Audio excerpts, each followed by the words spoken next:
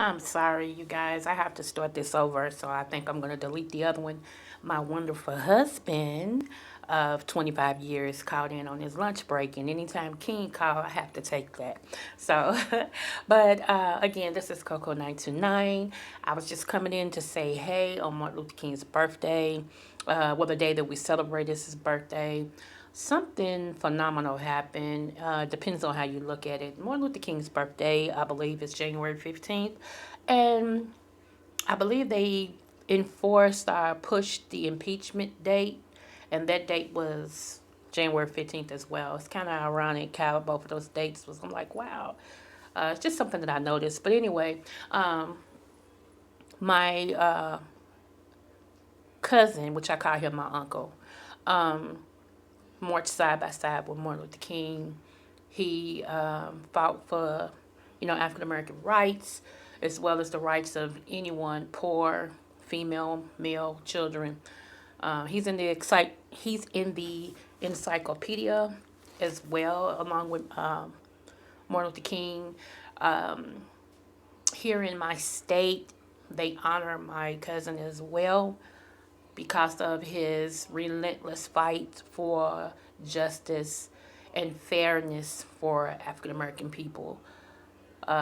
Today they honored him as well as Martin Luther King. I feel honored to be just for even to be connected in that way to such two great men. So sometimes I ask myself though, was it worth it? Martin Luther King gave his life. He gave the ultimate sacrifice, okay? And his daughter, the baby girl, I still look at those pictures of her laying on her mom's lap, at her dad's funeral, and to see how African Americans, not, I have to say in a whole, which it doesn't mean everybody, but I don't know these individuals, but let's just say some African Americans is not taking advantage or hasn't took advantage of some of the things that Martin Luther King fought for. Like when I used to take the torque, I never sat in the back because I remember Rosa Parks. I remember my grandmother having to walk. So I never sat in the back. Don't sit me in the back. I sit in front. I just didn't want to dirty the legacy. You understand what I'm saying? Some of these kids now, they're so disrespectful to older people. And it just makes me just want to take something and just be like, dude, just shake the snot out of some of them because they cussing for, when I was growing up, and I'm almost 50, I'll be 50 this year if the Lord says the same, thank God. And I remember when I was younger, even if men was outside, they were gambling. If they seen a woman, they would put the dice up or hide the dice. They would move off the sidewalk so the woman could walk past. Things like that. And now, honey, they don't care nothing about no female, no kids either. These men, these males, not men, these males will say, suck my this and kiss my this all in front of the woman and will tell the woman that too. Call her a black bee and oh my goodness. And so days like today, I think about some of these YouTubers who have no respect for black females at all. And it just rolls off their tongue so easily. Just so. And I'm like, what caliber of male? What happened? And I mean, don't get me wrong, because some of the women, I be wondering about myself because they don't keep themselves in a higher esteem either. Um, some of the stuff that they say, I wouldn't dare. I mean, to each his own, I mean, to each his own, but I'm just talking about from my observation. This is my YouTube channel, my observation. So, I'm just like, wow, really? Because it's a lot of things that females just shouldn't do or say. And I feel that way. I feel passionately about it. First of all, a woman can never go toe to toe with a man and be successful. What I mean by that, let me explain before everybody start, saying some stuff. My granddaddy taught me that no matter what, A woman's reputation, once something is said, is damaged almost for her entire life. You can call a man a hoe, you can call him whatever you want to call him, and that doesn't affect him like it does a female. One word of indiscretion can ruin a woman's life, literally, because no matter what greatness she does or how she changes her life, or even if what the man said about her is not true, that'll be a stigma that she has to fight to not live under, even if it's not her. So that's what I mean by going toe to toe with a man. And I just don't know. I was raised, and I'm not saying the way I was raised is, honey, the measuring stick to everything. It's not. I can just only go by how I was raised and what I saw. Um, how I was raised, the men of our family protected the women. Now, if it came down to it though, oh, us women of the family, we fought like dudes, okay? Because now you couldn't fight us, but my brothers, them, boy, they wanted to make sure I could handle myself in case they couldn't get to me. And baby, they held no punches. Do you hear what I'm saying? So that's why I was the shortest little girl walking around, shortest teenager walking around. But my fight game was on point because my brothers brawled. My brothers are known to be warriors. And so I got it honestly. I had to fight them. And my one brother said, if you fight me and you fight me like this, I know you going to fight whoever like this because you know I'm not going to hold no punches from you. And he didn't, you know? So I just learned a different way to fight. I fight with my prayer life. I fight with my mentality. A whole lot of things it's not even worth my 2 cents on. You know, um, when you've been through a lot in your life and you came out, people, honey, stuff that people say about you, you look at it and let it roll off your back like, oh, okay. And keep it moving. Because again, my favorite philosophy is it's not what they call you, it's what you answer to. So even though somebody might call you out of your name and all this and stuff, if that's not you, it's not you. You can guess whatever. You may even know me. If you know me, okay. If it's not me, it's not me. So I always do some reflection, not just because it's Muhammad Ali, Lord, not just because it's Martin Luther King Day that we're celebrating, but again, I want to walk worthy of the name. I want to be the one, if nobody else stands for what's right, I want to be that one to say, just, that I stood for what's right in every aspect. Am I perfect? Heck no. Shoot. Honey, trust me. It's a constant reminder at times when it depends on the time. It depends on the time and the season when you see me, which Coco you get. Because some days a warrior in me is so sitting right there, like if somebody say something to me wrong today, that's gonna come out. But I fight that because that's not who I am anymore. But trust me, I'm not too far removed from that warrior, and I'm talking physically. So, but I always remember I have grandkids, and I have kids and things like that, and my family's legacy, and just being a woman, being an African American Indian woman. I'm Creole, I'm Indian, I'm African American, I'm all three equally. And that's the truth. I know a whole lot of people claim it, but I have documentation to back it up. Those that know me know that's who I am. And so I look at it because my people on both sides have suffered. Indian people, oh my goodness, we people took our land and gave us not even a third of the land and said, okay, this is yours. When we had the whole land, you know, I mean, I'd be like, how do you do it? How do you come and take my country, and then you tell us where we're going to live when the whole country was ours? Make that make sense. And it happened again in Africa, Ethiopia.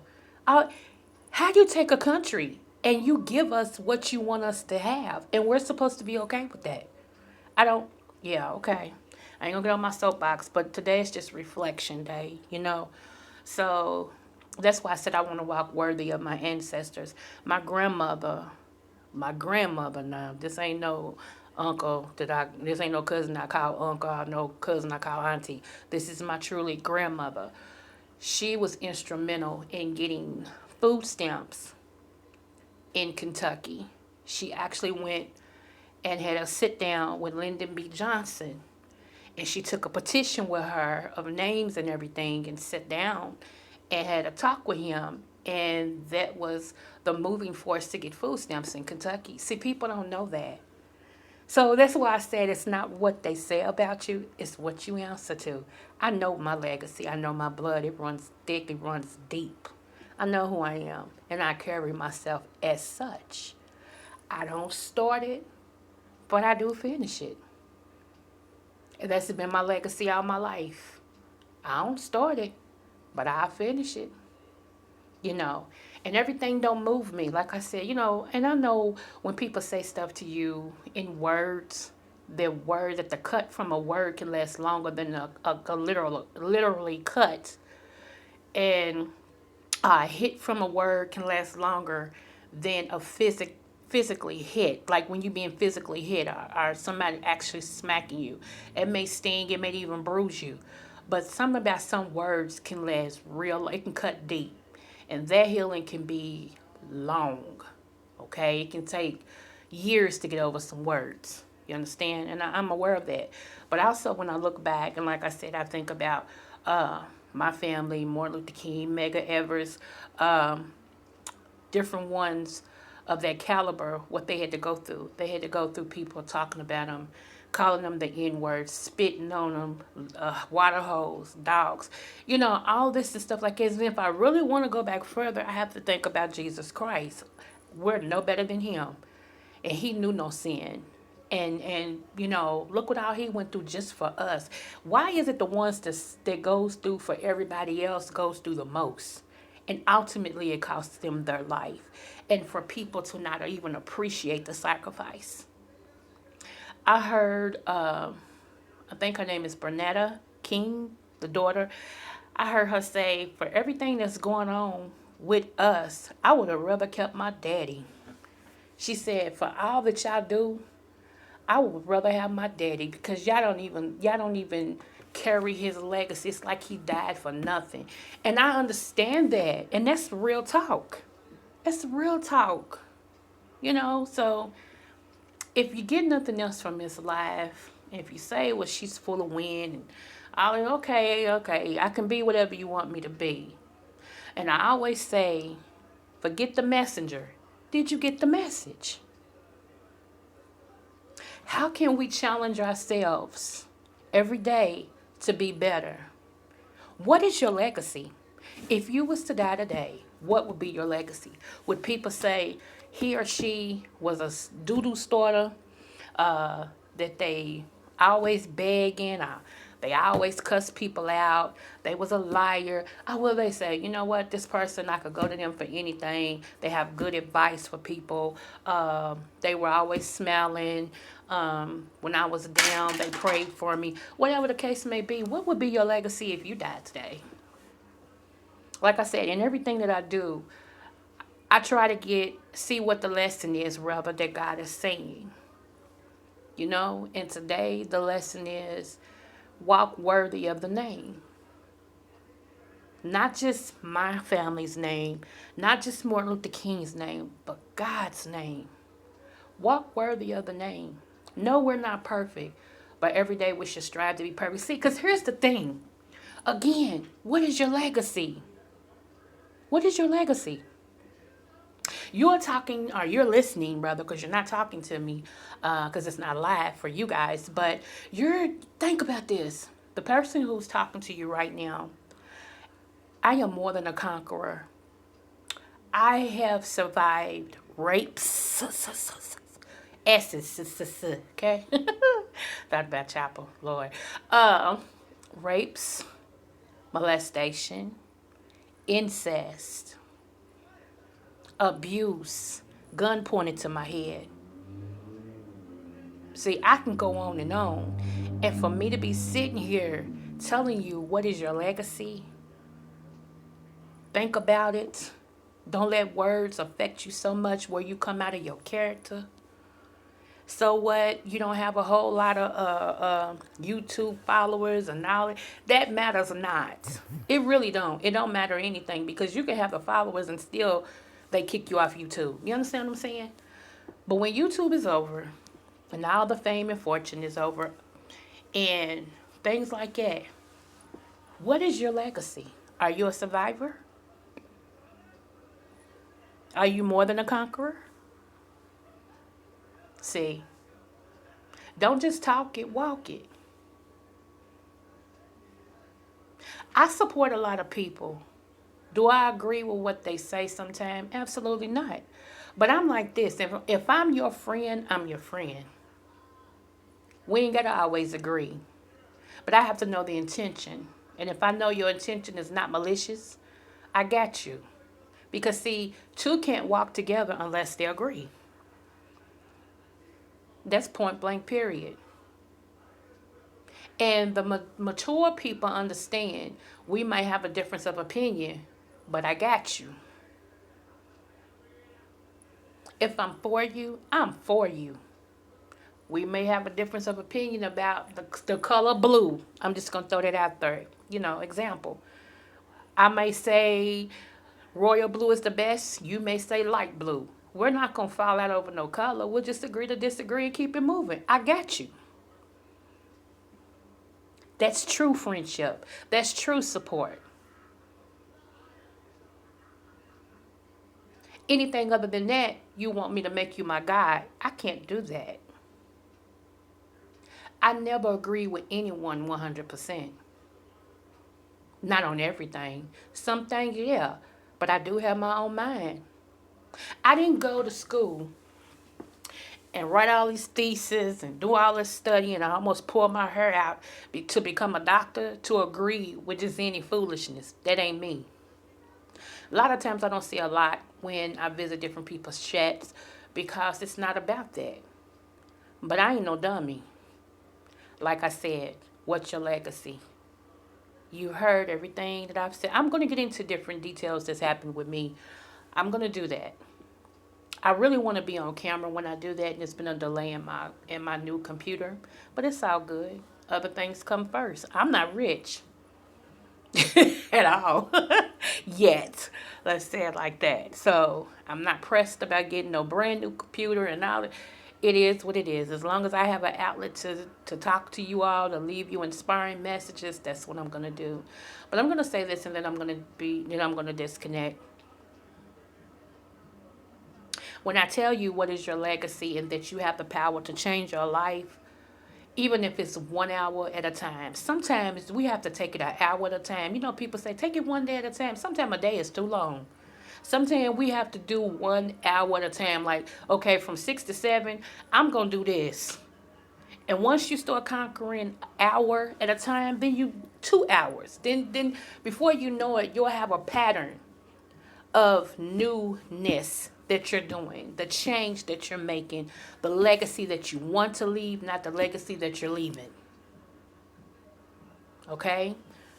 So this child right here, talking about myself, I told you all, rapes, incest, molestations, and everything. Well, one of my second oldest, let's just put it like that, my second oldest, was a result of incest and rape and molestation with an older cousin. When I told different people, but I first told our grandmother that he was touching me.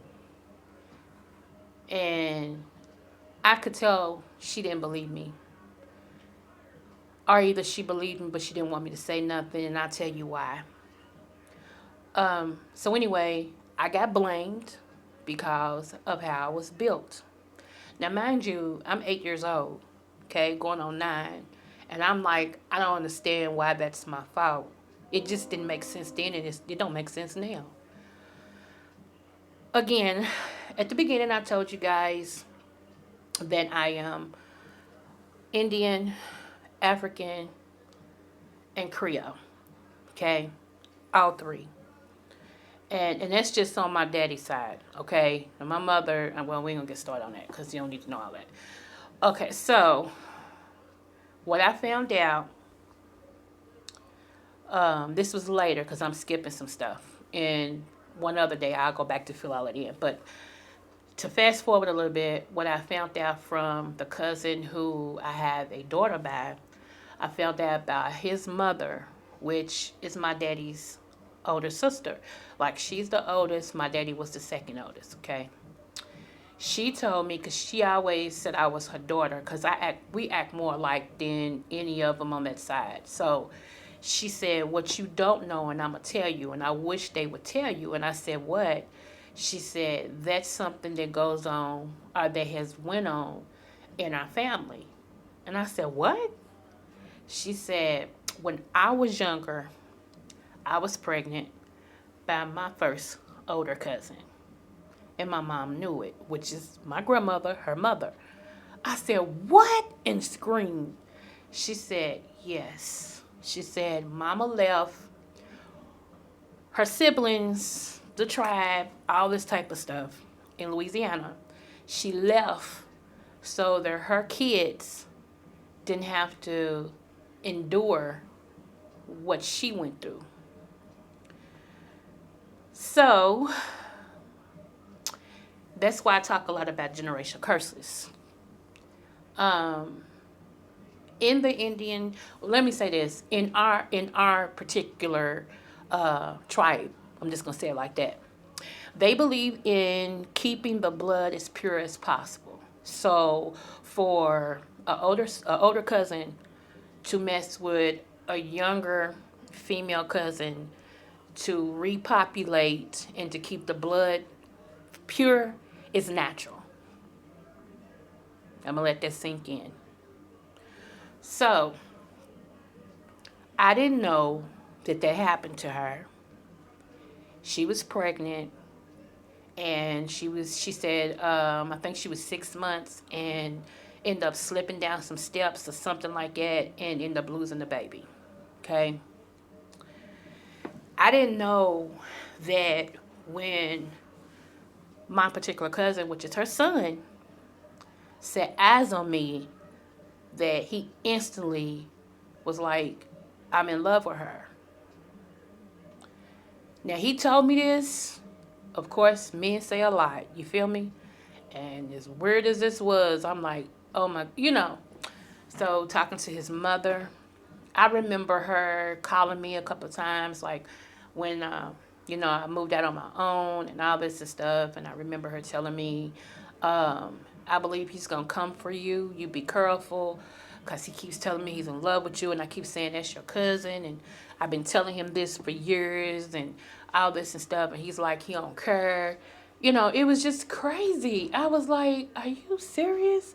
So it's so much that has happened with that. And so, like I said, I'm going to stop right there, and I'm going to come back and finish it up and some stuff and fill in some spaces, as time permits. But I said all that to say,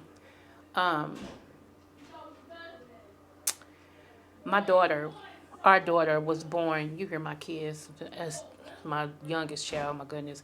My daughter was born with some health issues, and I couldn't tell people at the time who her dad was, because the health issues that she had was our blood type was too close. But make a long story short, she knows everything. She knows, how she came here. She knows that her dad and her mom are first cousins. She has confronted her dad and asked him, how could you do this to mama, and all this and stuff. And he told her, what he's been telling everybody, that he fell in love with me. And, he still love me to this day. Now, y'all heard me said I've been married 25 years, right? Okay. And he's married. He's on his third wife. And he still tell her he's in love with me. I have no communication with this boy, man, because he's way older than me. I have no communication with him at all. At all. Don't want none. I forgave him, and I don't have any ill will in my heart, because I can't do that and still serve God and still be positive and still being my right man, that's a blessing that I never lost my mind. As you know, so that's why I said you never know what a person go through. So when somebody calls me out of my name on YouTube or whatever, and you this, you that, honey, that's lightweight. Okay. Okay. If I went through all what I went through and the Lord still allowed me to have my right mind, and I went to school to become, do y'all know how hard it is to get a doctorate? Oh, come on now. Come on. So, whatever. It is what it is. But my legacy is great, I think. And I'm always trying to improve myself. I always try to align myself with intelligent people or people who makes a difference because iron sharpens iron. And I don't have it all. I don't know it all. And I don't act like I do. So I'm always looking to learn and improve myself because, again, what is my legacy? And I want to walk worthy of the name. Not just of the name of my family, not just the name of, because Martin Luther King died, but I want to be counted worthy with the man upstairs. And that's what it's all about. So if you get nothing else from me, what's your legacy? If you was to die today, what would be your legacy? Think about that. This is your girl, Coco929. I'm out. Smooches. Feel free to subscribe if you like. Leave me a message if you want. My email address is also on there. If you want to reach out to me, that's fine. Yeah, and that's it. Have a good one, smooches.